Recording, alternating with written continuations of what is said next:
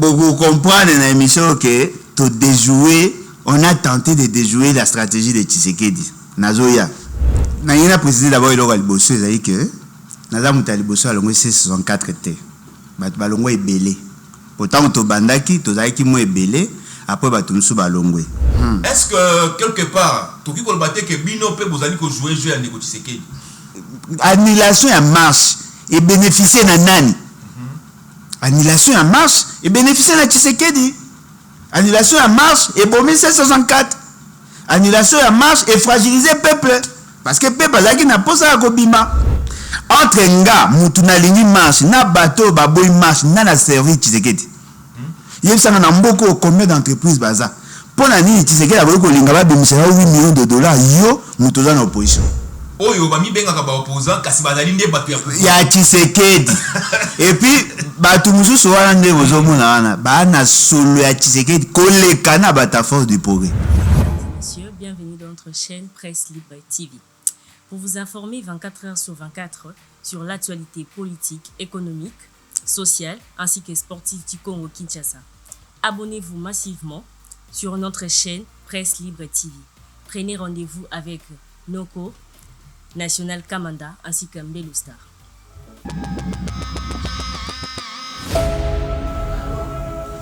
Boye imalamu na émission na biso masolo ya kati. Ndenge kaka boyebi na kati ya émission oyo toyambaka ba invité pona bayeba bongo justement na limbolela bino ko pesa bino makanisi na bango. Boyebi ndeko babengaka ndeko Alain Bolojwa ayali bongo président ya parti politique Lèvons-nous et bâtissons les bas en cycle. Na yeto ko beta bongo masolo ya bokabwani ya opposition topé ultimatum oyo bandeko ya C64 bayeba ki bongo na kopesa na ndeko Tshisekedi. Est-ce que ndeko Tshisekedi a respecté ultimatum wana topé a respecté yango te? Tokobeta pe masolo ya dialogue. Boyebi ki na mikolo uti koleka ndeko Tshisekedi à part ndenge atindaki bato na ye na Angola, à part ndenge président burundais ayaki awa pe bandeko mususu ya C64 bakendaki na Burundi, ndeko Tshisekedi tomoni ye na Congo Brazzaville. To éviter pourquoi est-ce que ndeko Tshisekedi akotambolaka, est-ce que azali koluka solution pour que dialogue et salama en dehors ya Kinshasa. Nyoso wana tokobeta yango bongo na ndeko Alain Bolojwa, mbote ndeko Alain Bolojwa. Mbote ndeko ngai, mbote na balandi. En tout cas, merci beaucoup pour l'opportunité. Question à liboso ya ali, yo ali moto ya yambo oyo na kati ya C64. Ndenge balobaka soko moni ndoki belela. Tangu yo moni ke bandeko wana bakei na Burundi. Omona ki ke bandeko wana bas organizaki marche kasi marche wana ba reporter yango osepela kité. Kasi le loto ba ete ndeko Alain Bolojwa ali na raison parce que ultimatum bandeko ba pesa ki na ndeko Tshisekedi. Apparemment on dirait respecter yango te. Bon, Naïna précisé d'abord il aura le bosso, c'est-à-dire que Naza Moutali bosso a l'ongwe C64 T. Balongwe est belé. Pourtant to bandaki, to zaiki mo est belé, après batumsu balongwe. Yami balé, ezali que na sepela ki penza te na likanisi ya ko approcher Tshisekedi. Parce que na bande ko yoka nungu que bande ko mingi bande ko approcher monsieur Tshisekedi. Na bande ko lakisa na bango te soki to komi ko kutana ko solola ko kabola makanisi na Tshisekedi akomema biso na nzela o yalingi. Et là comme sous perina loba ezali le président burundais boye na ye awa ayaki kotala ba intérêt na ye na Tshisekedi ezaki menacé. Après nde baye kozwa likanisi bango mibale ba bengisa basola na ba opposant po ba bomele moto. Nde baye kokena Burundi. Précision monsieur ezali le président burundais a bengaka 2 personnes. A benga président Katumbi, a benga président Fayulu. Bangonde lokola boyo kanizate et que la suspicion ezalaki entre bango bobenga la présidium, c'est comme ça bande comme ça bachaki bango pression ba eko senga ba bakisa batuana misusu batikaki. Yango bomoni tango bakomaki kuna bayambaki président Martin Fayulu yenda sengi bayamba ba musu batikali. Donc eza ba biloko nga na yebai ke nga ki simba te parce que za ki mabe. Lelo bato azolo ba ozaki na raison te. Nazaki na raison te. Bo comprendre ngande te. Na boyi bango ba senga dialogue te. Mais ngai na rappeler kaka C64 et ça maki pona dialogue te. Ceux qui bango basalaki ultimatum par rapport à défense à ordre constitutionnel wana tongai toyokan bango basengi dialogue na ebisi bango ke dialogue ezali raison nga ko sanga na batuté na ko sanga na batuté pona ko senga dialogue il faut za eloko ke esalami po eza nécessaire mais à l'objectif te siko place bat ba pesa raison na sens ni bazako kanisa ke Alain Bolojo alongwe po a banda alobaki Tshisekedi ya ko respecter a nani na yete na lobaki yango mais yango te zaki motivation nanga na yebi ke monsieur Félix Tshisekedi amata kita ata soki ya lingi jamais akoki ko respecter parole na ye eza nature na ye mutna mutasa mana wa ye ndenge ba msuba lobaka défaut ya fabrication c'est-à-dire que pour na ye respecter la parole eza passe à ko respecter ka parole te cependant Tshisekedi a na posa dialogue. Na kati ya émission to démontrer que Tshisekedi a na posa dialogue. Bango basengi ba pesi ultimatum ya les 15. Balobi na Tshisekedi soki o convoquer dialogue te avant les 15. Avant les 15 au monde. Siko Tshisekedi azo mona loko soki a convoquer avant les 15 on est bango ba gagner. Akolinga siko yeleka. Yeba na posa dialogue. Akolingele kapa la kisana opinion que ba pesa inga ultimatum na tosité. Vous comprenez? C'est-à-dire que ba côté d'engrenage au nganga ki bango ba éviter. Il fallait faire la pression, il fallait exiger le respect strict de la constitution. En ce moment-là, bongaki bomona ainga ka retirer loi na ya mabe wana ngo dankoy et puis en même temps alinga ka pesa bango dialogue sans que baba ndako bondela ndenge bazo bondela ilelo.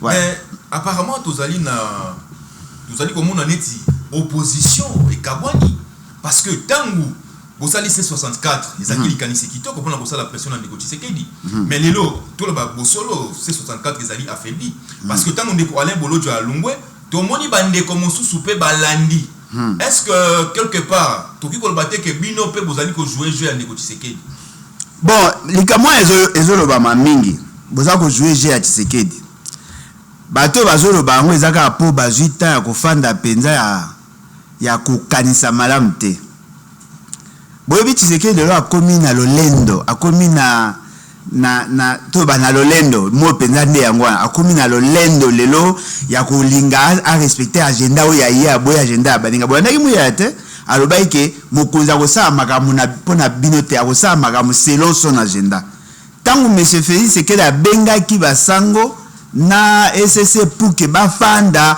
basolola na bango ekende koyebisa na opposition babomela moto na ngonga wana Tshisekedi azalaki sous pression azalaki na agenda te mais tango azui déjà eloko ya lingaki akomi sko na agenda c'est-à-dire que ebike na sous pression te la tension est baissée et la population a comprendre que ba opposant wana il souffle le chaud et le froid ngana sepelaki na ngote po na yebaki que monsieur Félix Tshisekedi na ndenga lokende soki bo baisser tension à kozonga sima bango nde bakendaki question il faut me poser annulation ya marche et bénéficier na nani annulation ya marche et bénéficier na Tshisekedi annulation ya marche et bomi 64 annulation ya marche et fragiliser peuple parce que peuple azaki na posa ya kobima et loko pe basali susu mibunga ezani balobi Alain Bolojo yo zolinga batu babima na baba po baboma bana batu oh mais biso na bino toyokana ki to sa marche pacifique toyokana ki marche koboma batu ta ponga mwasi nanga bana nanga bayaka na marche bayaka na activité auto salaka na boko linga teke bango ba beta bango masasi to ba beta masasi bana batu msusu ezala ki marche pacifique tokoya totamboli to komine siko to kosuka to suki to zongi bandako siko elo bozoye bate zali lokola bozolo bana batu ki Alain Bolojo alingaki bana baninga babima po baboma bango eza kolakisa ke mbala ya sima boko benga isu marche te moi ba maladresse wana ba faiblesse wana c'est manque d'intelligence wana ndezo sala nga passe. Mais au-delà ya makambo nyonso ba koloba balobi ono to monde ba bimisi ba vidéo ya ndeko Alain Bolojwa ndeko Alain Bolojwa ala ki kabiliste ndeko Alain Bolojwa balobi makambo ebele. Azamuta ba service ya Kabunda na moni ndeko ya parti ya ndeko Kabunda Jean-Marc Kabunda bango ndel penza ba kofinga kana ba réseaux sociaux to pe bandeko ya parti ya Delice Sanga sikasikoyo makambo nyonso wana boko mona teke ko profiter kaka ndena ndeko Tshisekedi ondie boko tikele couloir voyez ba bongo na ko bongo la constitution ndenga beaucoup comprendre na émission que to déjouer on a tenté de déjouer la stratégie de Tshisekedi nazoya.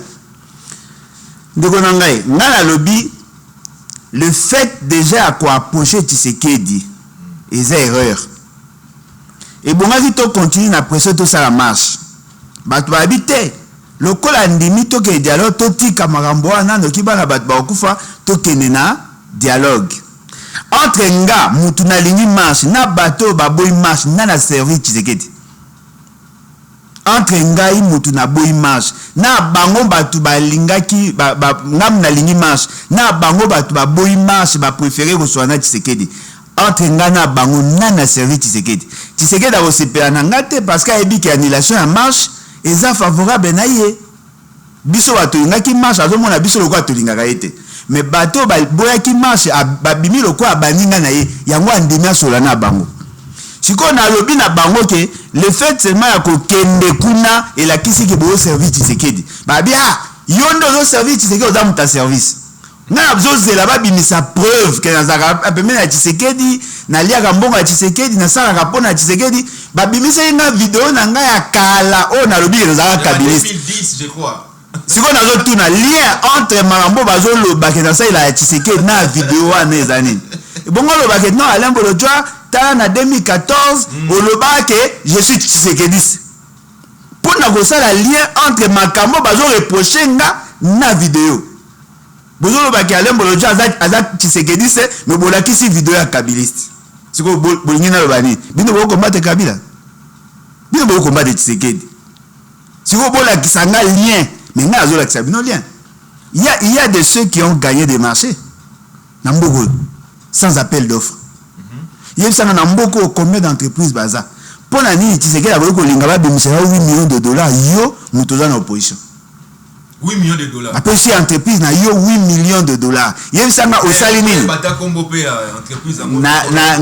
tiraka sur ambulance. Na tiraka sur ambulance té. Ils ont déjà ambulance pour l'anga. Ils ont le quoi passer.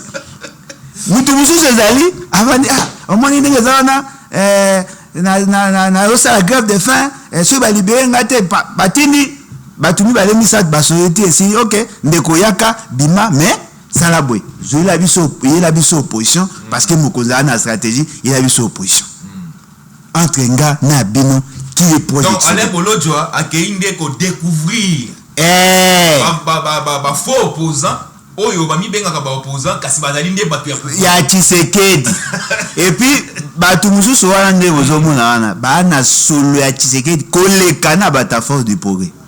Oh je vous dis même dans lors ya ba réunion soko le bika non voilà faut bocha son excellence monsieur le président de la République Félix bolongola ba excellence na bino na ba président na document na obocha bilo wanga na osigné te kaka pona kolongola eloko wana et ça débat.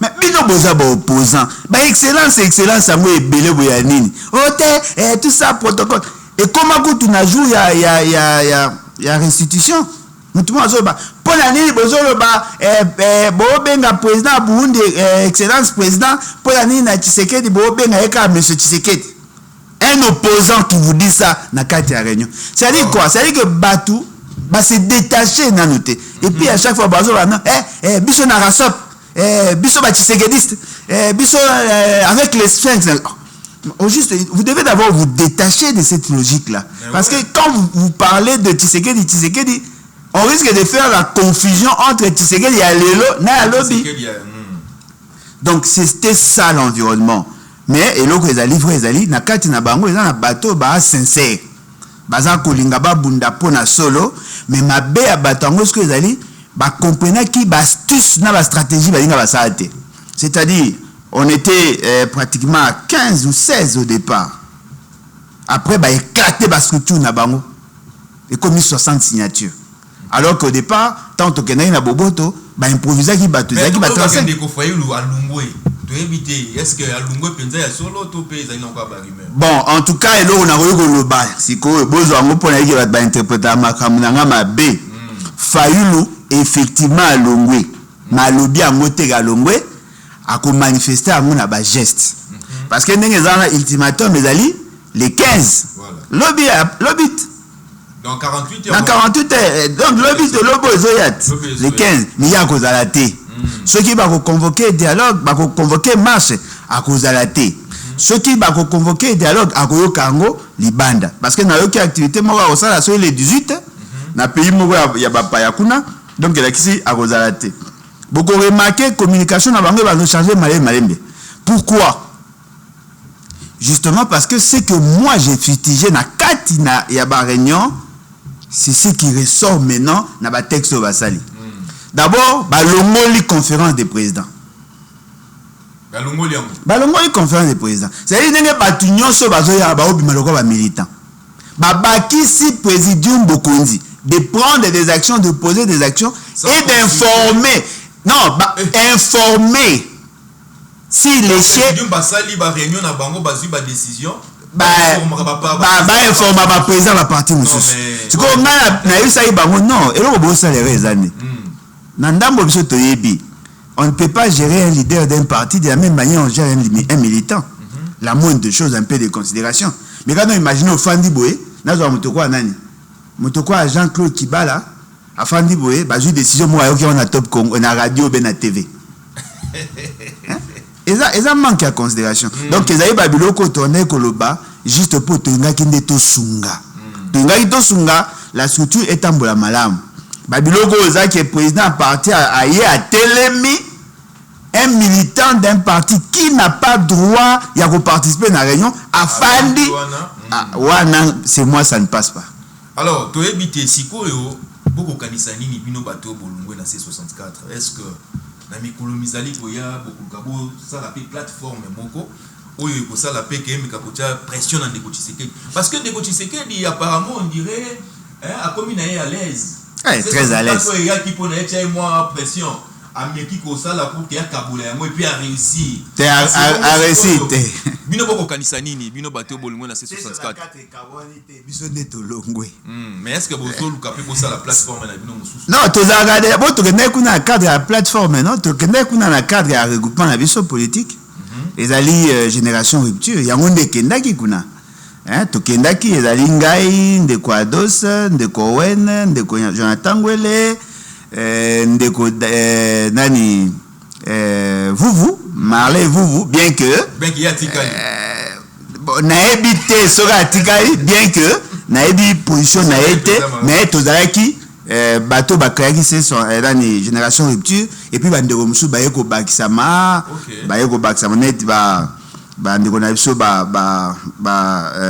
Lokundo bandeko na biso comment il s'appelle Kinana les autres jeunes wana nyoso bayaki to sangani to ça qui déjà action to ça qui sorti na biso na kitambo to loba to pesa ba orientation c'est quoi différence ezali boye C64 ezalaki une plateforme circonstancielle sur un objectif précis alors que biso est un regroupement politique. Vous comprenez? C'est-à-dire que comportement na biso na ya 664 ya ndemote. 664 za ki lokwa opération commando. Boye bo poser action ici bo bimi bokei.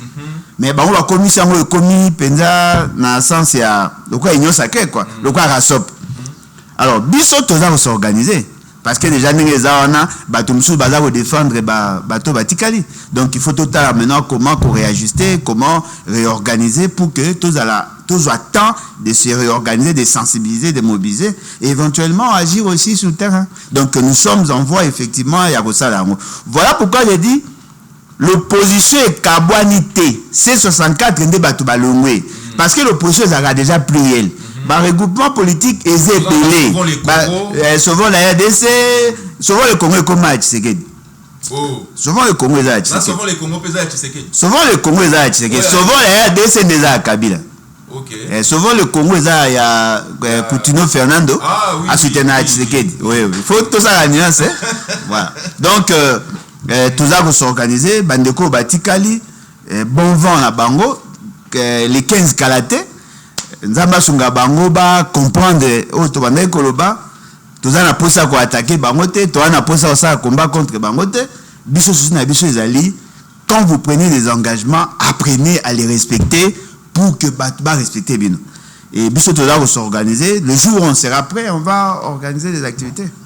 Alors, est-ce que les lots Tokoki ko lobake ndeko Alain Bolojwa lobby tout lobby ezali ko yape beaucoup ça la action justement pour na ko yeba bongo ko télémela ndeko Tshisekedi pour na makambo Italie changement ya constitution parce que tout monde qui ndeko ministre Grace Coutinho lobby ko mobiliser ba jeunes ezali ko mobiliser batu bon à mobiliser qui batu mais quelques jeunes bazala qui on a qui paye ba photo ya ba maman bazala qui kuna bango balingi beke balingi ko changer constitution balobi oui je le veux sikoyo quand vous allez komona makambo ya ndenge wana un membre ya gouvernement une ministre ya jeunesse a mobiliser mbongo ya l'état pour na koyeba ko sensibiliser ba jeunes moko désœuvrés pour que ba ndimisa ba jeunes wana na makasi changement ya constitution de Bolojwa. Est-ce que tous allez vraiment dans l'état normal? Congo est la sous normal. Le fait c'est moi qui Tshisekedi a comme président m'a changé. Les institutions ne sont plus en osmose avec la loi, avec la population. Parce que la constitution est la constitution référendaire. Et la constitution est la loi Ngondakoy. Et la constitution Oyo et Bimi na kati ya mutema ya peuple. C'est-à-dire que batu basali proposition na bango ba poser peuple question. Bolingi yango oui ou non? Peuple a dit oui. C'est-à-dire que cette constitution est dans la bénédiction, est dans l'onction populaire. C'est différent elle est différente dans la loi Ngondakoy. Loi Ngondakoy ezali ba coopérant, ba sangani, ba pondre loi na bango et bimi na circuit mo le quoi après à la conformité dans la constitution sur les 43 articles oyo ezali ko toucher sur l'esprit de la loi 30% na yango est inconstitutionnel et anticonstitutionnel. Mais l'équipe quand même cette constitution doit être respectée. On va s'organiser pour défendre la constitution, bien évidemment. Nous devons effectivement mener des actions. Pour ça, là, c'est que la constitution, elle la respecter. Mais attention, l'opposition a subi coup. Dans le fait que aucun parti d'entre membres n'avait la capacité de mobiliser. Vous comprenez? Aucun parti. Il y a des gens qui ont tenté à faire ça la action, mais s'y mettaient. Parce que il y a même des regroupements qui ont tenté de mener des actions et échouent.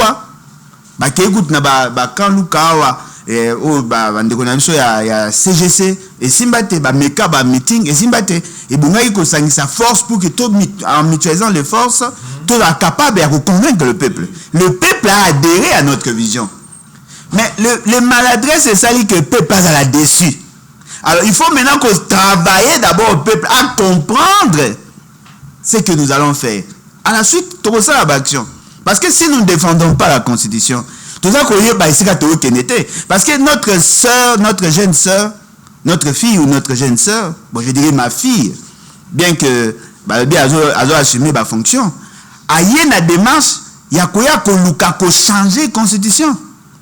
Mais ça n'a qu'elle est liée par l'acte à nomination. L'acte à nomination est une ordonnance. Et l'ordonnance tire sa substance de la Constitution. Alors, si le Conseil des ministres n'a jamais statué sur l'éventualité à changement de la Constitution, au nom de quel principe il est ministre on écoute à tali makameta Constitution a koki ko mema batu na démarche wana. Et donc c'est surprenant. Balobaki na biso personne n'est en droit de marcher autour il y a palais du peuple. Parce que bateau ya yé ba kotaki na centre culturel. Ba yaki nzelani.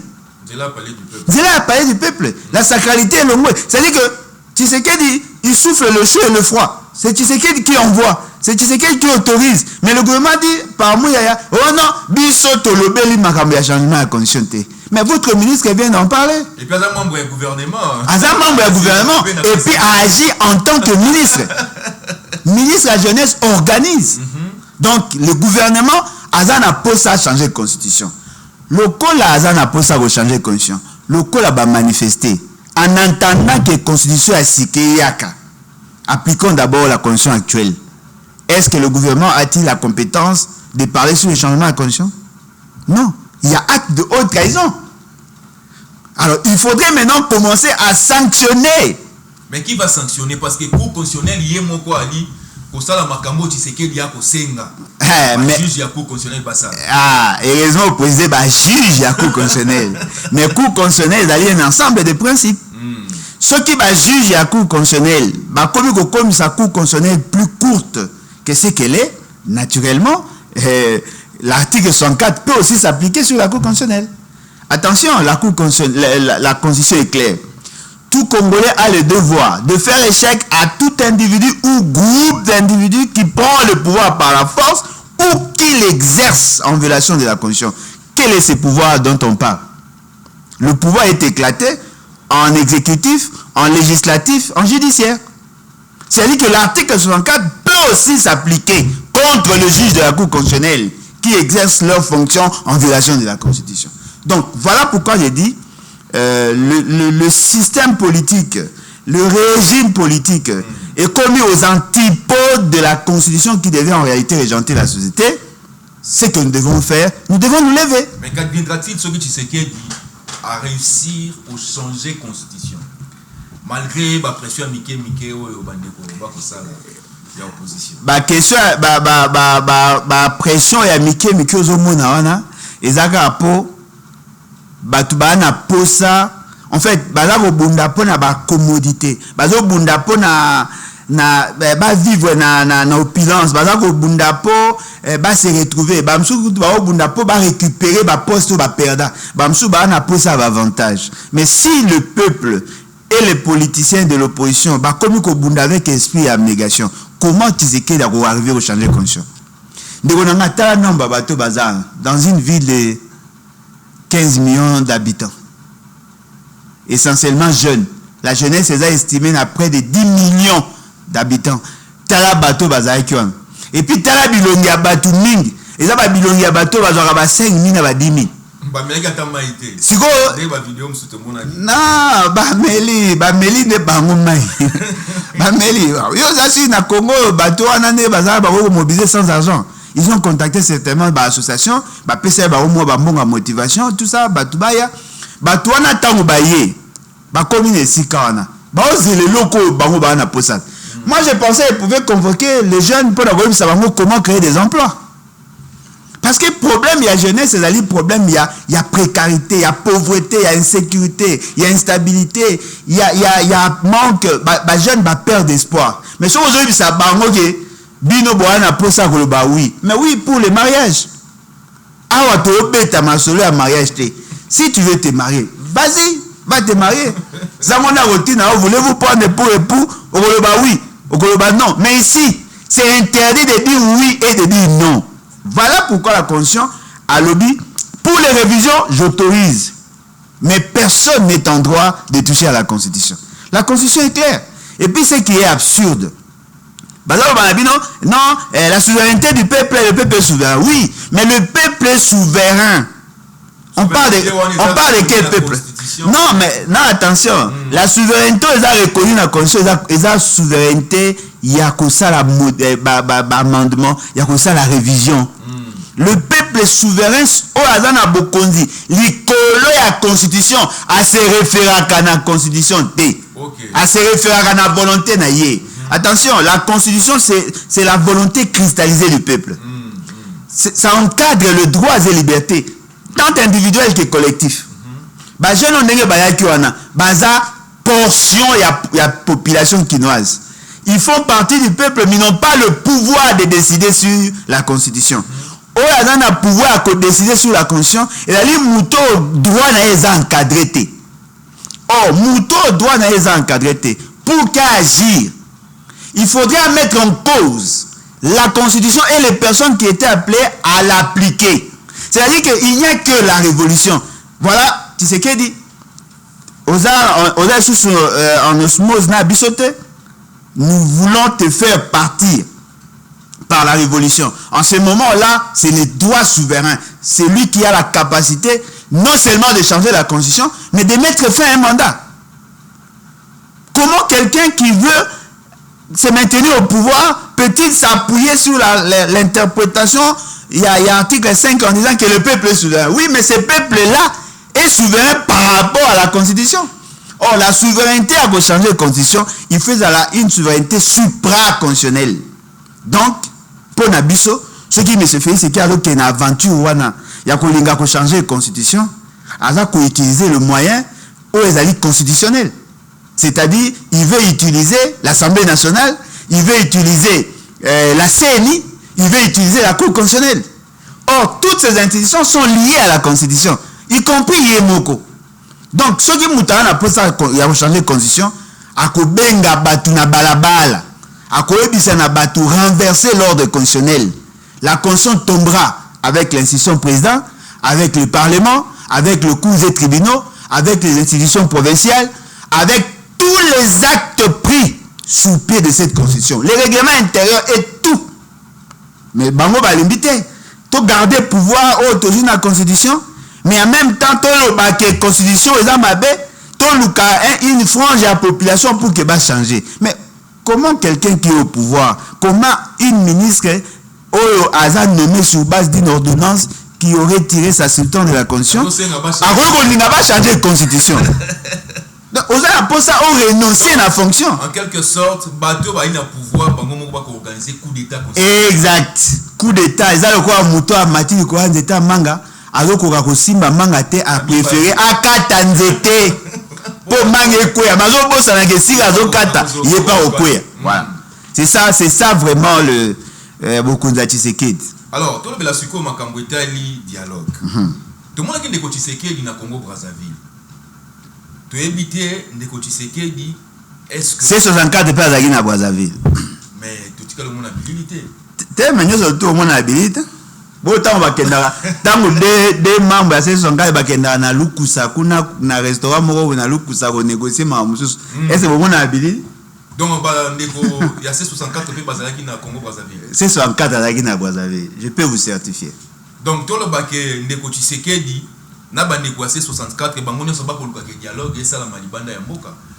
Est-ce que vous allez pour que dialogue et ça la Kinshasa to na libanda ya mboka? Bon dialogue nini? Dialogue quoi ya quand de la patrie, mais dialogue ya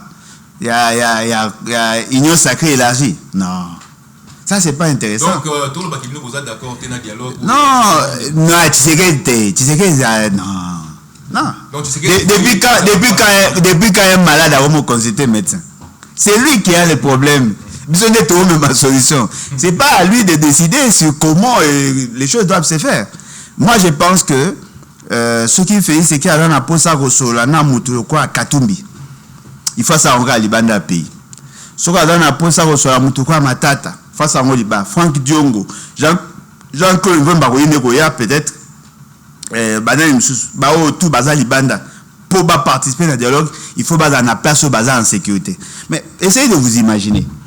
L'université pédagogique nationale, le comité de gestion est dans l'insécurité. Menacé par la force du progrès dans 4 sites universitaires. Tu vois, Bino Boa sur place, il y a un dialogue à force du progrès. Siège est parti na bino ebele. Et ils ont attaqué. Batakaka en vol, batakaka Fonus, batakaka ADD Congo, batakaka AC, batakaka SID. Il y a pas longtemps, batakaka SID en pleine réunion. C'est-à-dire que ce qui va na posa à dialogue, il faut pas le qu'on a pas c'est moi à Libanda.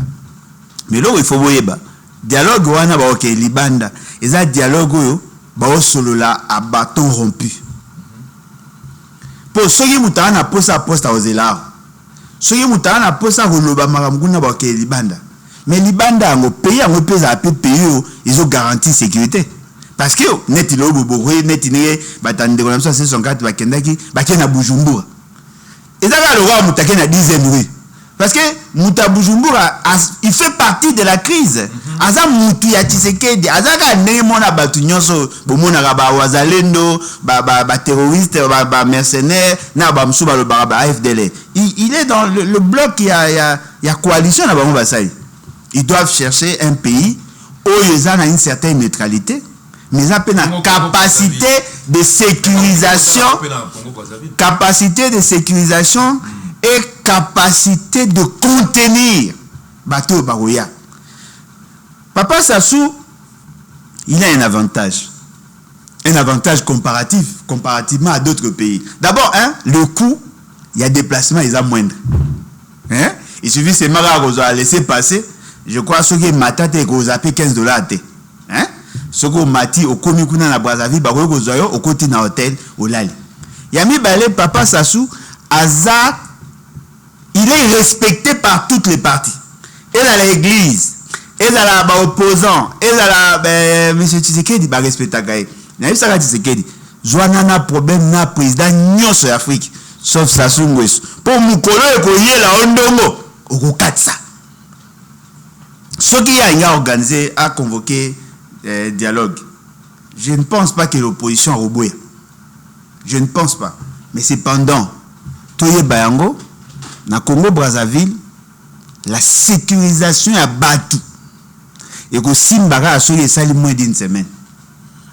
Alors, Batou ya au pouvoir, Bakolo Baete, Bango Balingi dialogue, mais dialogue où on a la sans de Kabila, Balobi sans de Kunanga, inclusivité Balingi Yamote. Alors, Sikasiko yo toyebite, est-ce que Ndeko Tshisekedi akolinga a dialoguer na batu oyo ya ko sepela na bango tope ezala dialogue oyo ekosangisa ba imboka banso pour que kimia ezala penda ya solo na mboka na biso. Voilà na ba nini na suka émission na hoya na ozonga esika wana. Ndeko nanga Tshisekedi a bêti calcul à une certaine époque opposition pète. Quand les gens commençaient à parler, comment voulez-vous que nous négocions dans l'opposition au bazar divisé? Et aussi, il faut que l'opposition est sangana pour que nous ayons un seul interlocuteur. C'est ce qu'il avait ça comme intention. Voilà pourquoi, à mon avis, Fayoulou, Kuna, Abimisi Moutouma la Boloko, Aïssi Papa, Kende, voici la mission que nous sommes en opposition. Jean-Marc Kabund. Attends, un commentaire. Mais vous appelez cette Kikouni, et vous appelez Mike Moukebaï, et vous appelez Jacqueline à Pogno Jean-Marc Kabund. Donc, il y a une idée à Kosangisa. Attention, Kosangisa opposition est bien. Mais quand il peut aux Amabé, ce qui manière à cause de la décision des Amabé. C'est-à-dire que comme il y a un mot, le roi Bossanga, il y a un mouton de panige. Basangisi bino esika moko po bolo ba munoko moko. Ce qui musée na sema bino biyo après et continuer. C'est comme ça qu'on a déjoué cette stratégie là. Alors, na dialogue à Tshisekedi, ba obeta masolo nino ils ont intérêt à peuple. Certainement que ba obeta masolo à processus électoral. Certainement ba obeta masolo à calmer dans la scène politique parce que la tension continue à monter. Certainement, à la question de la sécurité dans la partie, s'il doit donner les raisons, il y a résurgence, il y a guerre, et ainsi de suite. Certainement, à Masolo, il y a élection prochaine, en termes, il y a apaisement, et ainsi de suite. Non, il y a un moment, personne est en droit de parler du changement de la Constitution. Parce que l'idée n'a pas un dialogue, n'a débat à la Constitution, et donc, il m'a suspend. Le bango na dialogue. Non, et dans la biso, et dans la Tshisekedi, personne n'est en droit de parler du changement de la conscience. Personne. Et Peki Sami, Mouto a Kogi Koloba sur le changement de la conscience, ce sont des professeurs d'université, ce sont des chercheurs. Azo le bango à titre personnel comme chercheur. Mais aucune institution n'est en droit de s'organiser autour du changement de la conscience. Et Peki Sami. Donc, ce qui va au Kenya dialogue, il faut Kabila Aza. Parce que Kabila Azali, chef de file d'une famille politique qui doit participer aux élections. Soit peut-être que FCC est Koufa, les autres partis est Koufa. il faut azala. Mais attention, pas la personne de Kabila, mais sa famille politique. Parce que Kabila na sa entité azalaka. Mobutu na conférence nationale souveraine azalaka. Aye abimi akeye sili. Mais bateau bazalaka, ils ont des représentants. C'est-à-dire que Kabila a dit, ok, voilà, natindi batunanga bake na dialogue. Bako sola sou ba point cahier de charge na biso yango. Okuna baye basali après bako yokan. Mais pas si siko ya démarche wana ninga zo moneza nini. C'est-à-dire que bateau Kabila ko tinda ba décidera té. Bateau Kabila Félix c'est que ya ko tinda ba décidera té. Bateau Fayulu ko tinda, bateau bo Fayulu ko zala. Bateau Moïse Katumba ko tinda ba décidera té. Bakoza soki ba sololi après ba sali rapport. Ba sololi ba sali rapport et éventuellement ba ko lever option. Ce qui est allé pour na ko sinisa la crise politique qu'il y a aujourd'hui et maintenant là, d'après Nga, pas d'après famille politique, d'après tout ça, d'après Nga. Ce qui va ça malam, il faudrait que bateau bana confine à Tshisekedi, basolanaye avant dialogue. Akutaina Kabila, basololi, babomi, bamoto na bango, pour bango mi balé bana ba problème interpersonnel qui n'ont rien à voir avec l'État. To signer deal au escokenga mbonga bangi. Mutazo lela baibi balie mbongo ba escoke mbongo mais moya lo ba réseau ba escoke te pour ma ambassade que zamabe. Félix c'est qu'il a des problèmes personnels avec Katumbi. Il faut pas se rendre en aparté. C'est-à-dire que lui il a des problèmes personnels avec les gens. Ceux qui va sololi après ba tindi ba tunabango probablement que bako planifier ba divergence, ils vont organiser les élections dans une bonne date. Et ça l'a pété, oh non, voilà, et nous entrons dans la transition. Pour vous, c'est que Bino Boza a poussé à dialogue pour nous partager le pouvoir. Donc il n'y aura pas partage du pouvoir. Le 2028, Félix Tshisekedi doit prendre ses clics et ses claques et partir. Et à ce moment-là, qui négocier dit arriver à organiser dialogue inclusif. Bah négocier sur le but que wana bah kosenga dialogue sans Tshisekedi. Est-ce que c'est les alliés non mais dialogue sans Tshisekedi ils a été bien. Non, on a déjà goûté à ça. Moi, je le vois. En réalité, l'élection peut être tout le bail que ça l'a été. Et coquille cosala. Mais il y a ça glissade. Il y a ça glissade. Non, il y a ça glissade. Ça déjà inconstitutionnel. Il y a ça glissade. Mandez ceci. C'est ce qui est organisé par l'élection, à changer la constitution. Dialogue peut convoquer. Donc, on a. Tu sais qui dit tout le baguette. On a le bandit, on a guerre civile. On a hésité. Mais voilà, tu reçois quand même. Non, mais la guerre civile. Non, il y a guerre civile. L'élection est ça la matin. Peut-être que dialogue peut être inclusivité, la moins peut-être. Makambo to koloba ya makambo ya soki na changement de la constitution ba ko changer la constitution siko to ko suka wapi guerre civile mais yeba boy Tshisekedi n'est pas un dieu abota mana mwasi ga loka biso nyonso soki pe bakata engenga bakata epeka loka batu nyonso il n'est pas un dieu Tshisekedi aza soumis pe na force ya mibeko ti mais quand on imagine Tshisekedi a commencé à makambo ya lingi. En quoi serait-il différent de Dieu? La constitution actuelle est limitée à pouvoir ya Kabila pour ça à 2-3 mandats. Mais ce qui Tshisekedi a changé la constitution et commis il y a commis les collés à la constitution de Basai Mibeko ya Ngondanko Yoana, des tristes mémoires, cette fameuse loi. Tshisekedi a commis les collés à la constitution. Mais il peut faire même de son chien un président. Qui va accepter ça? Au moins, après, il y a quelqu'un qui a embrassé, tu sais qu'il y a un sabango. Vous tenir compte de la sensibilité de l'Oguanante. N'etinga na supporter jamais. Mutumwa a dominé. Na supporter l'Oguanante. La seule chose na banga na mbo ya mibeko. La seule chose, je n'ai peur de personne. La seule chose na la banga na mbo ya mibeko. Mais celui mibeko est commis contre nga. Oh, c'est clair. En ce moment, vous posez question. Azarande boy, oui, Nazarande boy. Pour yono komi singa boy. Et puis le moyen le banayo. Ochang obumba yango. Tshisekedi a besoin d'un dialogue inclusif. Mais Tshisekedi est dans le schéma de Kabila. l'accord cadre d'Addis Abeba et beti masolo ya dialogue. Kabila a eu réflexe à sali consultation. Après consultation, à sali concertation. A béni une partie de l'opposition, papa qui est consort. N'est-ce pas? Avec ça, la deuxième dialogue. Deuxième dialogue, à sali na Kodjo. A béni une frange de l'opposition. Après, na souga avec ça, la troisième dialogue.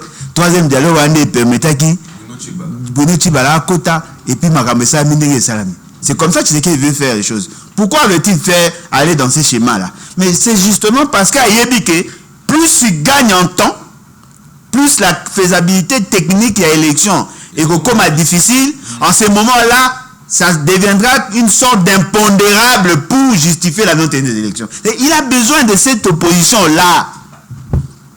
C'est ça sa stratégie. Il a recruté qui? Bochab, Lumanu, bref, tous ceux qui étaient autour de Kabila, Bangonde Bazoko aider pour atteindre cet objectif. Bazo utiliser la banque centrale et les restes. Au point de la fin du bruit, votre compte a été crédité. 8 millions. 8 millions. Écoute. Bien que tu aies mis comme on a été, mais... Donc, c'est ça la stratégie à Tshisekedi. Alors, pour que bon faire de jouer, il faut bateau Bazako Bunda avec esprit d'abnégation. Ou aza capable ya kozana mpiaka komata moto kotambola makolo basekayo pozangi mais avec dignité. Parce que majorité de la population tout le monde qui est en souffrance, hein, souffrance c'est dans ma case. Non mais 85% de la population vivra à moins de $3 par jour. 85% de la population. Non, mais le Congo c'est un pays de pauvres. Et les riches, baza pe riches étaient pauvres produits, baza riches pour bana capacité à oyiba. C'est ça le paradoxe à Congo. Tu fais sur des richesses, mais avec une population pauvre et des dirigeants qui s'enrichissent de manière insolente. Voilà. Tu comme il dans souka ya émission na biso, problème sous o ezali na ville ya Kinshasa, ezali insécurité. Lelo phénomène kuluna ezongi makasi. Mikolo meuti koleka awa ndeko moko utaki poto ya mwasi bakuluna bakatakiye loboko babotolaki ye biloko na ye basalaki makambo nyonso boyebi bandi basalaka ya mabe moi toloba yango ya réalité kasi nsima ndeko wana ayebaki bongo na kokufa. Tozali sikoyo komituna mokolo nini pouvoir en place akoyeba bongo na kosécuriser d'abord bandeko bayini na kati ya Kinshasa, parce que eloko oyo ya insécurité oyo ekomi kopesa pasi. Tu éviter ceux qui ndeko Alain Bolodjo ozali na bikambo ya koloba par rapport ya makambo etali insécurité na ville ya Kinshasa. L'insécurité est la conséquence à mauvaise gouvernance. L'insécurité est la conséquence, il y a défaillance, il y a fibre sociale.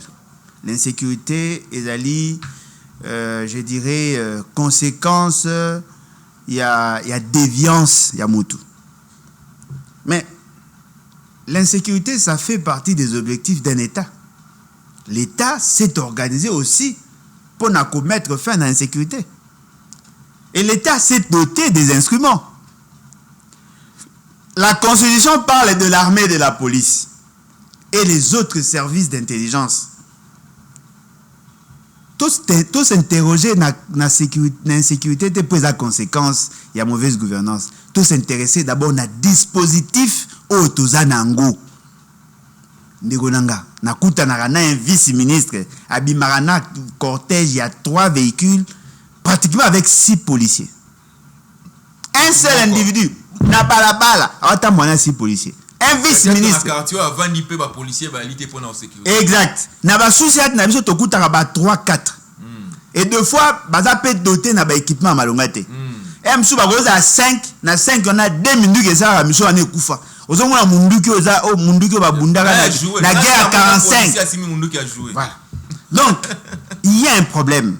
Un problème, il y a fixation d'objectifs, il y a un problème, il y a mode de recrutement. Il y a un problème, il y a profil, il y a bateau, tout ça vous recruter, il y a un problème, il y a qualité à formation, il y a un problème, il y a dotation, il y a un problème, il y a déploiement, il y a un problème, il y a gestion des carrières, il y a un problème, il y a motivation. Tous ces éléments-là justifient ce que nous avons.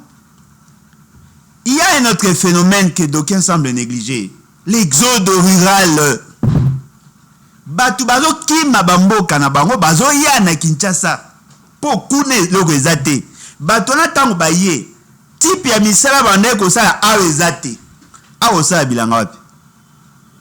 Mutauti na mboka net na loja aye Kinshasa aye ko sala nini? Aye ko yekola musala o eza na salaire malonga te ya komema ya ko sala ba commerce mike. Mais belé tout le monde va continuer à musala moto hein. Non mais effectivement ba côté eza ba emploi eza ba domaine ya, c'est-à-dire que ba ko s'abriter en entendant que le pays comme un pays dirigé par des gens sérieux. Non mais abi ba ko batama eza ba emploi de refuge te akeko bombama ole kazanga revenu à saliango. Mais les conditions nyonso ya insécurité tozanango bino botaka insécurité physique ba beti mutu. Mais insécurité sanitaire, le lot n'est pas la promiscuité n'est pas vivre. Ce qui est épidémie, mais les gens vont mourir en cascade. Tout ça, l'insécurité judiciaire, tout ce que nous faisons dans notre vie est une insécurité. Félix Sekedi a nommé Batou pour sécuriser le Congolais. Azui Jacquemin Chabani a commissaire ministre il y a intérieur, un juriste. Il n'est pas spécialisé sur les questions sécuritaires. Ma commissaire ministre. Ce qu'on y a commis qu'on investit mingi na média que sur les réformes. Mais il est quand même arrivé à soumettre dans l'État ba besoin na yé. Il semblerait qu'ils a estimé na 500 millions de dollars pour sécuriser les Congolais. Tilelo mbongwane bimate. Mais il y a des dépassements dans notre rubrique. Ce sont là des réalités. Les policiers sous-formés, mal gérés, mal entretenus, mal déployés, donc carrière mabé, motivation mabé. Quoi de plus normal, l'insécurité mata. Au-delà de tout, les parents ont peur d'autorité parentale. Mouto bozo foute $50, $75. Awokora kozwa ndako ekoyiko kangama na 20 akanga porte ndeni. Po porte yango moyo kangama na 7. Papa alembi auto mama banga alembi alali. Mwana bimé ko sala mabé parce que les parents ba commis des missionnaires. Tous au monde a bana à 13 ans bakomi bakuluna. Parce qu'il n'y a pas d'encadrement. Là où est bon qui bo occupé ba jeune na ba terrain ba betarata ba balé et comme ba kermesse. Mais terrain aux acquis côté à pour constitutionnel. Na moni ba ko tonga kan na terrain on est comme singa na lobi mais finalement. Na eso bateau ba ki ndeko boma mboko oyo. Omoni et bonga ata ozana mutu moko bazaka ne moi malamu akomi président be mokonza mboka et ça ka moi bien. Et moi, comme moi ministre, et moi gouverneur, ça va moi bien. Mais ceux qui va frappeur, bah chez couleur, bah du poste, n'amboro, mais bon vivre est parce que pour la banque calcul nyonso, et ça muyamba, franga, mbongo, frappe. Ils détournent le fonds public, mais la dotation est armée à police, ça reste à désirer. Il fallait doter à l'armée le moyen, à la police le moyen, n'a pas service spécialisé le moyen pour que bah recruter batou, bah na moment ba base. C'est surprenant dans ces pays, il y a les nouvelles unités dans la police avec armes. Moutou ba recruté par un major dans le quartier car après à encourager à commander peu policier au Kangabat. Non. On n'a pas une bonne police. On n'a pas une bonne police. Il y a des gens, on a des bons policiers, mais on n'a pas une bonne police par rapport à recrutement, formation, gestion des carrières et ainsi de suite. Et là, au coup des arrêts surprenants, on a un fort de poré, à comment garde corps, il y a dignitaire. On a mis poser question. Quelle est la magie? Quelle est l'alchimie? La service à sécurisation, il y a une haute autorité.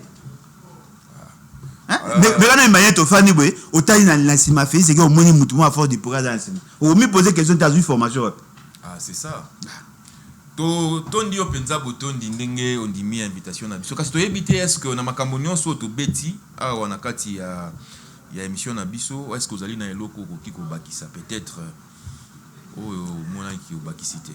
Bon, l'essentiel est na pesi makanisi na ngai na ngina bisaka ka babilenge ya mboka Congo na ya Libanda ezali que en se basant sur statistiques actuelles sur les données agrégat actuelles, bozo mona qui a pas espoir. Et ça y a pas si à comment na moi na osa assist examen d'état na jo examen d'état mais na mboko na ça na ngoni pour mina ke na kaka ta libana na ko tanga libanda. c'est-à-dire que to longoli même espoir mutazangi loka kolia azangi bilamba azangi même espoir que un jour makambo ko changer. Moi je pense que les jeunes doivent se ressaisir. Ba oyo baza ko salela batu ba anciens voleurs, ba anciens détourneurs, ba anciens assassins, ba anciens criminels. Apaisez-vous un peu. Bobeta no masolo à venir. Lelo boza peut-être bobalite, bobotite, mais bobala bobota. Mboka nini botike la bana na bino. Mboka oyo. Non, il faut tout réinventer l'avenir.